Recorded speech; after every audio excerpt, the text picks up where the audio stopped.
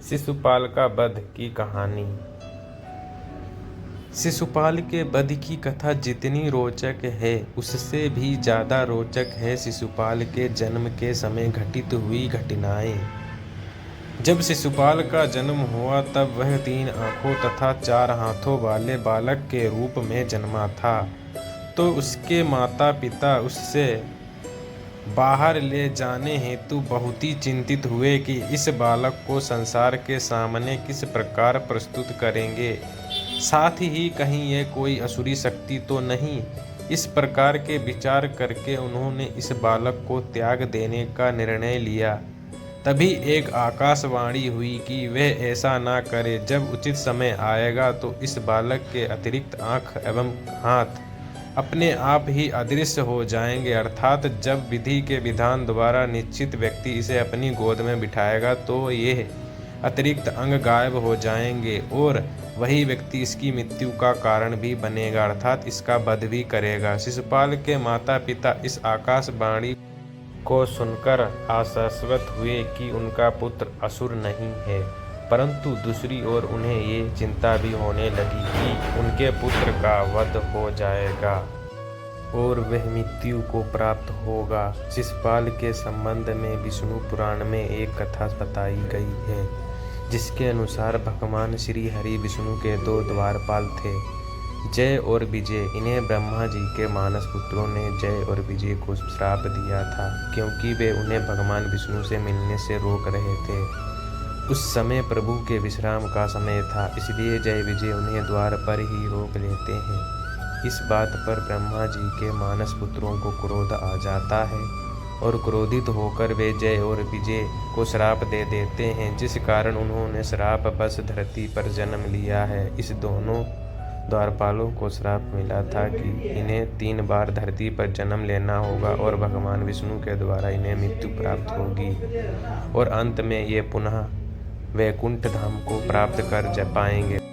तब एक द्वारपाल जय ने हिरण्यकश्यप के रूप में जन्म लिया, जिसका वध श्री हरि विष्णु द्वारा अपने नरसिंह अवतार में किया गया। फिर रावण के रूप में जन्म लिया, जिसका वध भगवान विष्णु द्वारा अपने राम अवतार में, और अंत शिशुपाल के रूप में जन्म लिया और इनका वध श्री हरि विष्णु ने कृष्ण अवतार लेकर किया। एक बार जब भगवान श्री कृष्ण अपने पिता वसुदेव जी की बहन अर्थात अपनी बुआ के घर गए और उन्होंने उनके पुत्र शिशुपाल को स्नेहवश अपनी गोद में बिठाया, तभी शिशुपाल के अतिरिक्त अंग अर्थात एक आँख और 2 हाथ गायब हो गए। उस समय शिशुपाल के माता पिता को उस आकाशवाणी का स्मरण हुआ, जिसके अनुसार विधि के विधान द्वारा निश्चित व्यक्ति जब इस बालक को अपनी गोद में बिठाएगा तो ये अतिरिक्त अंग गायब हो जाएंगे और वही व्यक्ति इसकी मृत्यु का कारण भी बनेगा, अर्थात इसका वध भी करेगा। तब इस बात से व्यथित होकर भगवान श्री कृष्ण की बुआ ने उनसे वचन लिया कि वे शिशुपाल का वध नहीं करेंगे, क्योंकि ये शिशुपाल वध तो विधान द्वारा पूर्व निश्चित था तथा ऐसा करने से प्रभु इनकार तो नहीं कर सकते थे, परंतु वे अपनी बुआ को भी दुखी नहीं करना चाहते थे। अतः उन्होंने वचन दिया कि वे शिशुपाल की 100 गलतियां क्षमा देंगे, परंतु 101वीं भूल पर वे उसे अवश्य दंडित करेंगे। तब शिशुपाल की माता को कृष्ण ने ये वचन भी दिया कि यदि शिशुपाल का वध करना भी पड़ा तो वह वध के पश्चात शिशुपाल को इस अनमरण के चक्र से मुक्ति मिल जाएगी और वे वैकुंठ धाम को प्राप्त करेगा। तब भगवान श्री कृष्ण अपनी बुआ के महत्व को देखकर भाव विह्वल हो उठे और उन्होंने ये वचन भी अपनी बुआ को दिया। काल चक्र चलता रहा और महाभारत काल में जब कुरुकुल में कौरवों और पांडवों के बीच महाराज पांडु के ज्येष्ठ पुत्र युधिष्ठिर को युवराज घोषित करने का निर्णय लिया गया, तो इस शुभ प्रसंग के लिए राजसूय यज्ञ आयोजित करने का निर्णय लिया गया। इस हेतु सभी रिश्तेदारों सहित अनेक राजाओं एवं अन्य प्रतिष्ठित महानुभावों को आमंत्रित किया गया। तब वसुदेव श्री कृष्ण को भी आमंत्रित किया गया, क्योंकि महारानी कुंती उनकी बुआ थी तथा शिशुपाल भी इस यज्ञ में शामिल हुआ, क्योंकि वह कौरवों एवं पांडवों का भी भाई था। इस समय एक बार फिर भगवान श्री कृष्ण और शिशुपाल का आमना सामना हुआ। शिशुपाल भगवान श्री कृष्ण से क्रोधित था, जिसका कारण था भगवान श्री कृष्ण का राजकुमारी रुक्मिणी के साथ विवाह करना।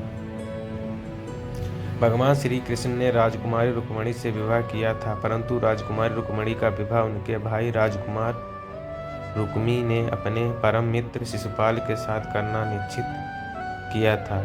विवाह के सारे आयोजन हो चुके थे, परंतु राजकुमारी रुक्मिणी भगवान श्री कृष्ण से प्रेम करती थी और उन्हीं से विवाह करना चाहती थी, और राजकुमार रुक्मी ऐसा नहीं होने देना चाहते थे। तब भगवान श्री कृष्ण राजकुमारी रुक्मिणी को महल से भगाकर ले गए और उनसे विवाह कर लिया। तब शिशुपाल ने इसे भगवान श्री कृष्ण द्वारा किया गया अपना अपमान समझा और भगवान श्री कृष्ण को अपना भाई समझकर शत्रु मान बैठा। महाभारत काल में राजकुमार युधिष्ठिर के युवराज अभिषेक के समय युवराज युधिष्ठिर ने भगवान श्री कृष्ण को सर्वप्रथम भेंट आदि प्रदान की और सम्मानित किया। तब शिशुपाल से भगवान श्री कृष्ण का सम्मान देखा ना गया और क्रोध से भरा बैठा शिशुपाल बोल उठा कि एक मामूली ग्वाले को इतना सम्मान क्यों दिया जा रहा है, जबकि यहाँ अन्य सम्मानीय जन उपस्थित हैं। और शिशुपाल ने भगवान श्री कृष्ण को अपमानित करना प्रारंभ कर दिया।